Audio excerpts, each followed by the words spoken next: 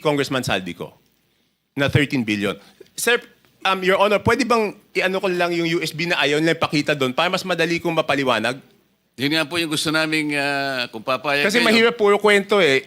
Ito, may numero po to. bigyan natin ng kopya po yung Blue Ribbon Committee. May I direct staff of the Blue Ribbon Committee to please secure the copy from Congressman Tiangco para makita po natin yung binabanggit niya. Ipakita po natin sa sa screen.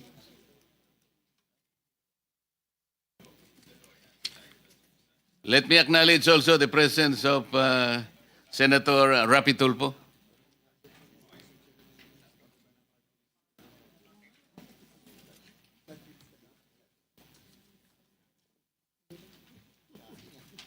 Mr. Chair, may I interject, Mr. Chair? Yes, Senator. Yeah, I would like to direct this question to, Sandali. Let me acknowledge also the presence of Senator Bato.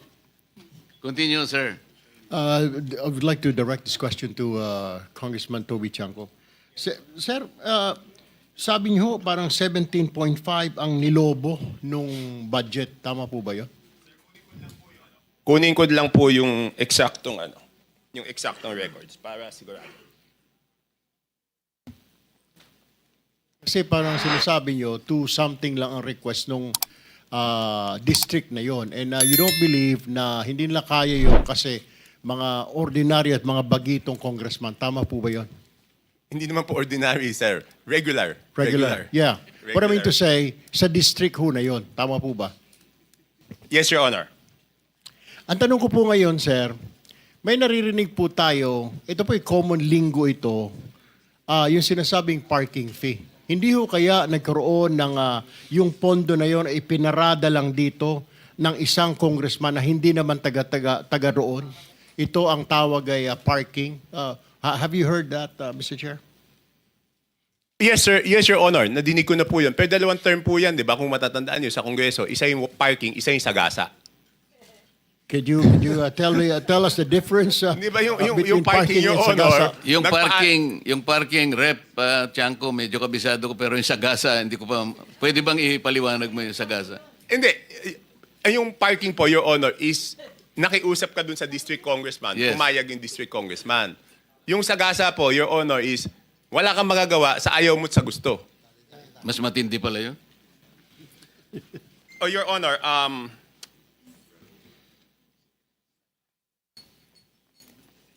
so dalawang term po yan, Your Honor.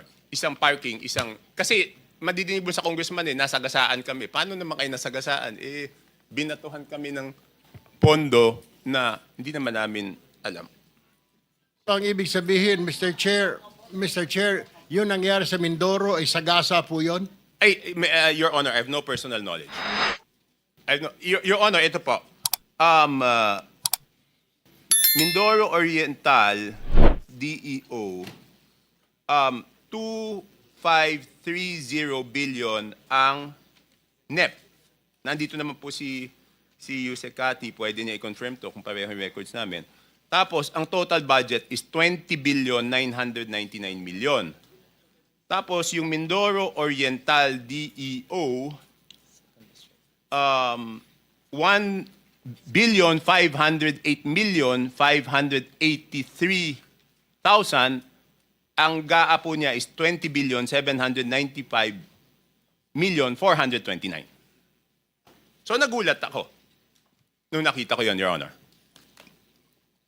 Thank you, Mr. In Chair. both provinces, si Representative Saldico ang nakalagay po na proponent.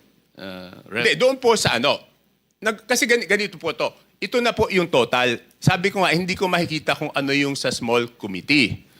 Ang nakita ko, nung tinitignan ko po yung kay Saldico, next slide please. Yan, maliit lang eh. Yan po, for example, ito muna, ABRA. Ang proponent is Congressman Saldico. Hindi ko na po linagay yung district congressman, sir, kasi, Your Honor, kasi sabi ko nga, baka naman wala siyang alam, tapos mababash siya ng mababash, di ba po? So, ang nadagdag po to the District of Abra is, sige, next slide. is 3,400,000,000. Your Honor, hindi ko po mabasa. Basta 3,400,000,000. 68, 345. Yan po, Your Honor. Okay. Yan po, out of Saldico's insertion. Okay, next slide. Yan na po yung Mindoro. Yung next is Mindoro. Tignan ko lang po dito sa akin. Meron din akong kopya niyan, Your Honor.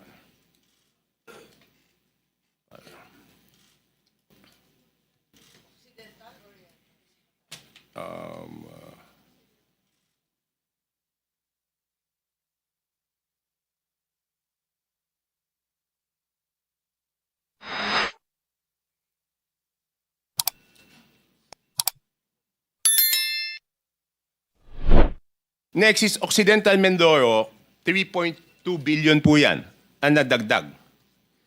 Okay, next is Oriental Mindoro, 3,105,759,000. Next is total po ng Romblon is 620 million. Tapos next po, Bukidnon is 580,222,000. I would like to clarify, Your Honor, I will make it clear, hindi po ito district ni Congressman Joe Zubiri. Hindi po. Just to clarify, hindi niya distrito yan. Tapos yan, sunod-sunod na po. Itong Camarines Norte, 550 million. Itong, ano ba yung sumunod? Batangas, 429. Meron pa pala ulit na Mindoro. Hindi ko alam bakit nahiwalay ito. Baka ibang district ito. 400 million. And then Sarangani, 300. So next slide. Pag tinotal niyo po, yan, magbabalanse po yan. 13,803,693 with Congressman Saldico as proponent. And pag tinotal mo yung district, yung subtotal, 13,803,693,000, Your Honor. For the record, ang binabanggit po nating Representative Elizaldico, siya po yung chairman ng House Appropriations Committee. Sa mga katwid po, Rep. Toby, kung titingnan po natin at pagbabasihan, ito pong nakalap po ninyong impormasyon, lumalabas po na si Rep. Saldico ay siyang proponent ng halos 13.8 billion. Hindi natin malaman kung ito pinarada o sinagasa. Yun po ba ang ating conclusion? Ano po yung ilang congressman dyan, sabi niya hindi amin yan. Hindi namin ni-request yan. So hindi ko na po, hindi na ako nagtanong kung parada yan or Sagasa. sagasa. Ang sinasabi ko lang po is, yan po yung nakita ko. Kasi normally, kung kunyari, yan po yung request ko, dapat ako yung proponent. At ako rin po yung congressional district. So pag magkaiba, magtataka kayo bakit eh. Chair, baka may dadagdag si Gob, Dolor, dahil puro Mindoro ang binabanggit. Yun nga po, may I take advantage of your presence, Gob. Total, nababanggit naman po ang inyong probinsya. Siguro po, makapagsalita kayo, sang-ayon po dun sa revelations po ni Representative Toby. Your Honor, nag-request po ako kay Gov. Dolor. Tapusin ko lang, mabilis na lang to eh. Okay. Thank you. Yes. So makikita ko po, yung Ako Bicol, yan po, ang BICAM is 2,295,000,000. Next slide. Yan. Next slide. Yan. Ang Ako Bicol, ang ano po niya, ang napunta po sa BICAM pa lang is 2,295,000,000. Again, hindi ko alam yung small committee. And then yung BHW po, ang total is 2,064,000,000. At ito po, Your Honor, buti na lang naagapan to kasi po hanggang ngayon hindi po rini-release yan. Kasi nung natuklasan na ganyan, nakakapagduda, hindi po ni-release.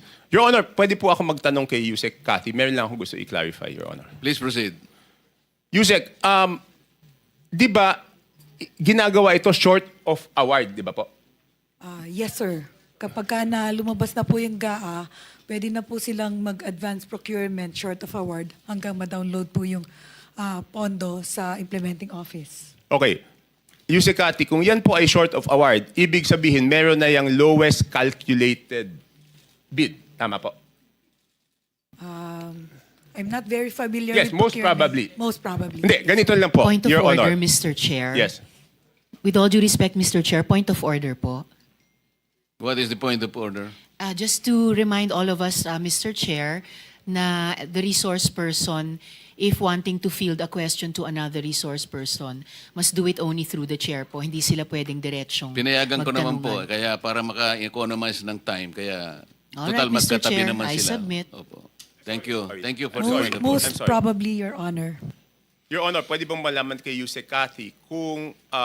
hindi, pwede na lang po ganito, Your Honor. Pwede pong hingi na lang kay Yusek Cathy i-check kung meron na po itong lowest calculated bid short of award. At kung merong lowest calculated bid short of award, isubmit po sa committee ninyo kung natuloy yung bidding, kung sino po yung most probably na mananalo kasi siya po yung lowest calculated bid. Sa tingin ko napakahalaga yun para sa inyong committee, Your Honor. Thank you, Rep. Toby. I think that is in order. Yusek Cathy, I think you should Yes, Your Honor. submit to the committee kung alin na dito yung binabanggit ni Rep. Toby na nagkaroon na ng, what is your term? Bidding short of award. Bidding short of award. Para malaman po natin at mabantayan na. Can you do that, Yusek Cathy? Yes, Your Honor. We will direct all the implementing offices, whether it's regional office or district engineering office, to submit all the bidding documents of these projects that are bidded out short of award, Your Honor. Thank you. Thank you for your cooperation. Your Honor, ang request ko po, kung pwede, kung papayagan po ng committee, bibigyan ko po si Yusek Cathy nito para ilagay na niya. Hindi naman po kailangan po siguro ng committee, Your Honor, yung buong records. Kailangan lang ilagay kung sino yung posibleng mananalo kung natuloy po.